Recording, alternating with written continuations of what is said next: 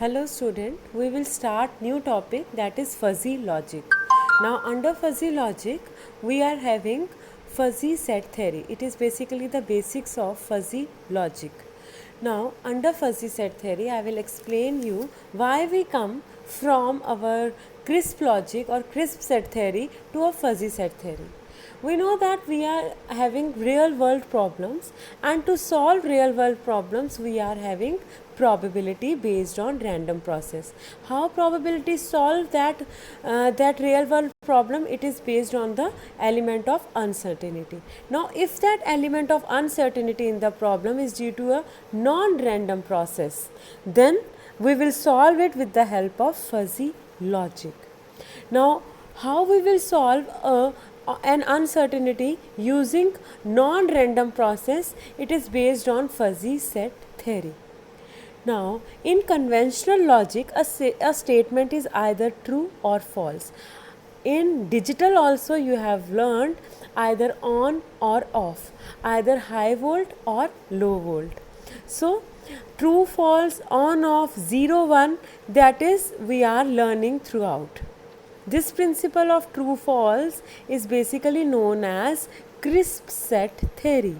On and off, yes or no, true or false, all are based on crisp set theory that we have studied so far. Now we have come to a real world problem. Lotfi Ajade in 1965 formulated this fuzzy logic theory. Now I will explain with the help of an example here. Now, if we say, is Ram rich? The answer is somebody says yes, somebody says no, and somebody says 50%, somebody says 40%, 30%. If that Ram is Mr. Ratan Tata, then the answer is yes. If he is a beggar, then it is false. It is crisp if we are giving the answer in true or false. But what about us? We neither lie on true side nor at false side. So for that real world problems, we are having fuzzy logic system. So we are having the answer more than 50%, 40%. So average, below average, above average, we are having these words. Neither we use true nor we use false. So we are having some other words which gives us the gradations of truth. The gradations of truth are basically the variations or degrees of truth to solve this type of uncertainty problem. Now this vagueness in our answer gives rise to fuzzy set theory. Now this is known as fuzzy set theory. Let us come to this. This question, is water colorless? We are having the answer either yes or no. So we will say yes. It is a crisp answer. We are having this type of question which is based on crisp set theory. Now another question, is Ram honest? The answer would be extremely honest, very honest, honest at times, extremely dishonest. So we are having degrees of truthness with it. We are having gradations of truth. 0%, 40%, 80% or 100%. So we are having gradations of truthness with this question. So we are dealing with these type of questions in case of real world problems. Now to solve that questions, we have fuzzy logic. So fuzzy logic offers a better way of representing our reality. In fuzzy logic, a statement is true to various degrees, ranging from completely true through half truth to completely false. So we are having variations or degree of truthness with fuzzy set.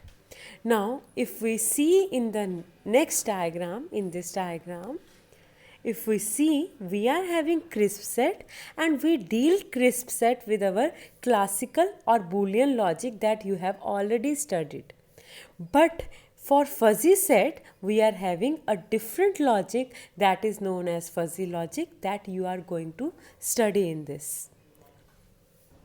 We will first of all study the basics of crisp set so that you can study fuzzy set.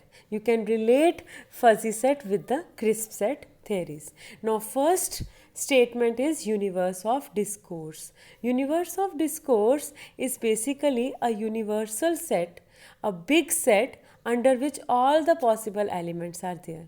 So whenever we call a universal set, it is basically a universal of discourse. Now next is a set, a simple word set. A set is a well-defined collection of objects. Now well-defined means the object either belongs to or does not belongs to the set. So a crispness is there, either true or false. It is not, it is 50% belongs to the set, it is 40% belongs to the set. It is not there. Now in crisp set, either the element is there or it is not there. So we are having sets which is under the brackets, and we will separate each element with a comma sign. Now we are having another way of representing set. Now here A is equal to x bar. X is an odd number, so all the odd numbers lies in this. Now another set, B is equal to y slash y greater than 0. So all the numbers which are greater than 0, that means positive numbers, lies under this. Okay. Now the Venn diagram. Venn diagram is the pictorial representation to represent a set. Here we are having A set and under the universe of discourse E.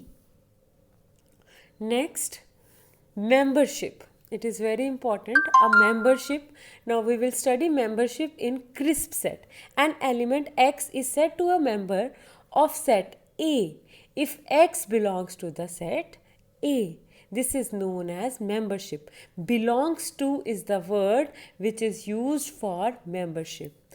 Now the element has only two options here. Either it belongs to or it does not belongs to. So we are having only two types here. X belongs to or X does not belongs to. So we are having two elements, X is equal to 3 and Y is equal to 4. Now we are having here A set 4, 5, 6, 7, 8 and 10. Now we will see that X does not belongs to A and Y belongs to A. Now this is known as membership in case of crisp set. Now the cardinality. Next is cardinality. Now cardinality, the number of elements present in a set is known as cardinality. The cardinality of a set A is denoted by n of A, or it is denoted by bar A or hash A. Now if A is equal to 4, 5, 6, 7, that means cardinality of A is 4. We are having 4 number of elements in A. Family of sets. Next is family of sets. A set whose members are sets themselves is known as family of sets. It is understood using this example. Now next is null set or empty set. If a set has no member under it, it is known as null set and it is given by phi. And cardinality of phi is always 0. Singleton set. A set with a single element is known as singleton set. Subset. Given sets A and B defined over E, the universal set. A is said to be a subset of B if A is fully contained in B. A fully contained in B means all the elements are A belongs to B. Then we will say that A is a subset of B. Now this is the A is a subset of B. Now superset, it is the opposite of subset.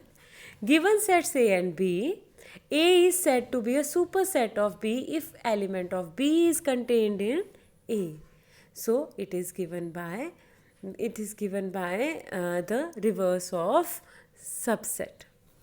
Now another term is power set. A power set of a set A is the set of all the possible subsets that can be derivable from A, including the null set. Now, how many elements are there in the power set? Power set is always represented by P of A, and the number of elements in the power set is always given by 2 raised to power A.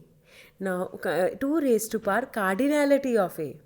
Now, if A is given here 3, 4, 6, 7. Now, first of all, we will see the number of elements here. Now, cardinality of A is 4. So, 2 raised to power 4 is 16. So, there are 16 number of elements in the power set, which is made up of this 3, 4, 6 and 7. Now, it is shown in the example. It is 3, 4, 6, 7 individually. Then the two paired sets, then 3 paired sets, 1 4 paired and 1 null set. Total we are having 16. So cardinality of power set is always given by 2 raised to power cardinality of the set over which we are doing the power. This is all about the fundamentals of fuzzy set theory. Okay.